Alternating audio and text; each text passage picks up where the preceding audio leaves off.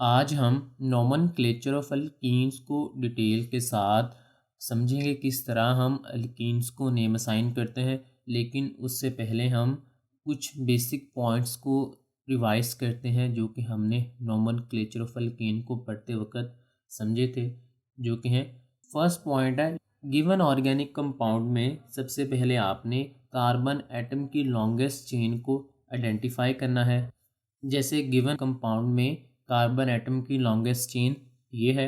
Second है longest chain की numbering आपने उस एंड से स्टार्ट करनी है जिस एंड से सब्स्टिट्यूएंट की पोजीशन सबसे पहले आए। एग्जांपल में देखें, अगर हम लेफ्ट साइड से नंबरिंग करते हैं तो सब्स्टिट्यूएंट सेकंड कार्बन पर आता है, और अगर हम राइट साइड से नंबरिंग करते हैं तो भी सब्स्टिट्यूएंट सेकंड कार्बन पर आता है। सो हम लेफ्ट साइड से नंबरिंग को प्रेफर करेंगे क्योंकि उस साइड पर जो सेकंड कार्बन है उस पर दो सब्स्टिट्यूएंट्स मौजूद हैं। थर्ड रूल है सब्स्टिट्यूएंट ग्रुप्स को लोकेशन असाइन करना। फोर्थ रूल है जब दो या दो से ज़्यादा सब्स्टिट्यूएंट्स मौजूद हों कार्बन एटम की चेन पर तो उनको उनकी लोकेशन की बेस पर नंबर असाइन करना है। फिफ्थ रूल है जब दो सब्स्टिट्यूएंट सेम कार्बन एटम पर मौजूद हों तो उस कार्बन एटम के नंबर को हमने दो मरतबा यूज़ करना है। तो इसको हम एग्जाम्पल से समझते हैं लास्ट थ्री रूल्स को।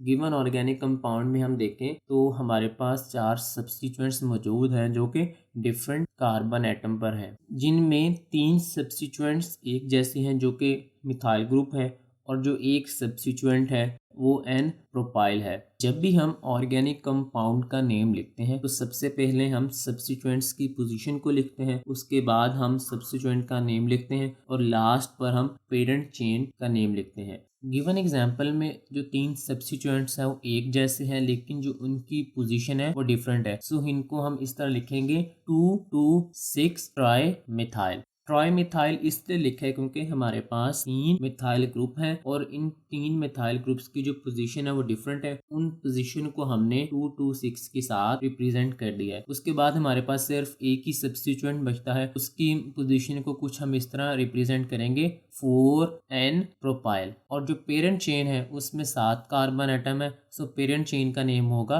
हेप्टेन। सो इस ऑर्गेनिक कंपाउंड का नेम होगा 2,2,6 tri methyl 4N propyl heptane. तो इन रूल्स को माइंड में रखते हुए हम नेक्स्ट नोमेनक्लेचर ऑफ अल्कीन को पढ़ते हैं। अल्कीन्स का जनरल फार्मूला CnH2n होता है और इनमें एक डबल बॉन्ड पाया जाता है। अल्कीन को नेम असाइन करते वक्त एक बात आप लोगों ने याद रखनी है कि अल्कीन में जहाँ जहाँ पर हम ANE यूज़ करते थे वहाँ पर हमने ENE यूज़ करना है। फर्स्ट रूल है select the longest chain that contain double bond as parent chain. Given example को देखें तो उसमें हमारे पास ये longest chain of carbon atom है, और देन फिर इसकी हम नंबरिंग लेफ्ट साइड से करेंगे जो कि हम पहले पढ़ चुके हैं। सेकंड रूल है number the chain so as to include both carbon atom double bond, कि आपने नंबरिंग इस तरह करनी है कि उसमें जो डबल बॉन्डेड कार्बन एटम्स है वो दोनों आ जाएं। गिवन ऑर्गेनिक कंपाउंड में जो नंबरिंग है वो हम लेफ्ट साइड से करेंगे, जिसकी वजह से जो दोनों डबल बॉन्डेड कार्बन एटम्स हैं वो इंक्लूड हो जाएंगी। और लेफ्ट साइड से इसलिए भी हम करेंगे क्योंकि लेफ्ट साइड से जो सब्स्टिट्यूएंट है वो सबसे ज़्यादा करीब है। थर्ड रूल ये है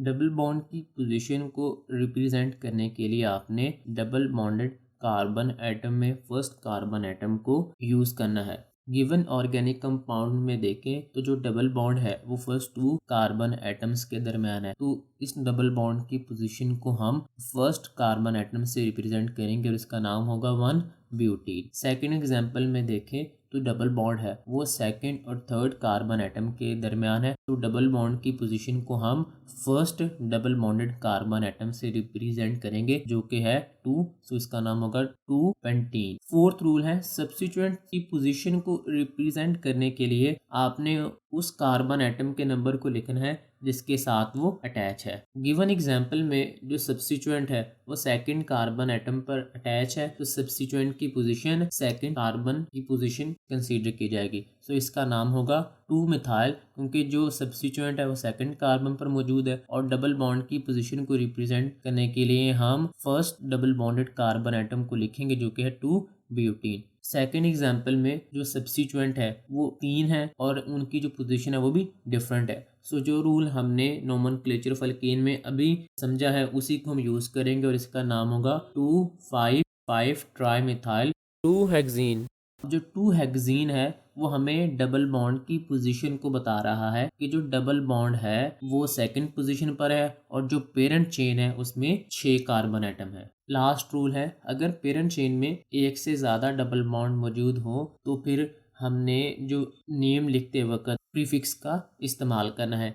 गिवन एग्जांपल में हमारे पास 2 डबल बॉन्ड मौजूद है, जो कि एक डबल बॉन्ड फर्स्ट और सेकंड कार्बन एटम के दरमियान है और जो दूसरा डबल बॉन्ड है वो थर्ड और फोर्थ कार्बन एटम के दरमियान है। अब किसी भी साइड से नंबरिंग कर सकते हैं और दोनों केसेस में जो नंबरिंग है वो सेम ही होगी। सो इसका नाम होगा 1,3 ब्यूटाडाइन। अब ये जो वर्ड डाई है ये 2 को रिप्रेजेंट कर रहा है और जो ईन है इसका मतलब डबल बॉन्ड के जो गिवन ऑर्गेनिक कंपाउंड है उसमें 2 डबल बॉन्ड मौजूद हैं और जो 2 डबल बॉन्ड मौजूद हैं वो फर्स्ट और सेकंड कार्बन एटम के दरमियान है और जो सेकंड है वो थर्ड और फोर्थ कार्बन एटम के दरमियान है। अगर किसी भी ऑर्गेनिक कंपाउंड में 3 डबल बॉन्ड आ जाए तो आपने डाई की जगह ट्राई लगा देना है और ट्राई ईन हो जाएगा। अगर 4 हो जाएंगे टेट्रा ईन हो जाएगा। इसी तरह अगर उस ऑर्गेनिक कंपाउंड में 7 कार्बन एटम हो तो उसका नाम कुछ ऐसे होगा हेप्टा ट्राईइन, हेप्टा टेट्राईन, इस तरह करके उसका नेम हो जाएगा। इन सब पॉइंट्स को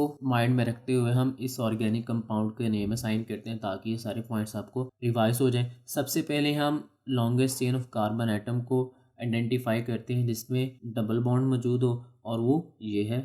नेक्स्ट हम longest chain of carbon atom को नंबरिंग असाइन करते हैं। थर्ड हम डबल बॉन्ड की पोजीशन को आइडेंटिफाई करते हैं जो कि हमारे पास ये है। फोर्थ स्टेप में हम सब्स्टिट्यूएंट की पोजीशन को आइडेंटिफाई करते हैं और लास्ट पर इनका नेम लिखते हैं जो कि है 2 इथाइल 4 मिथाइल 2 5 हेक्साडाईन।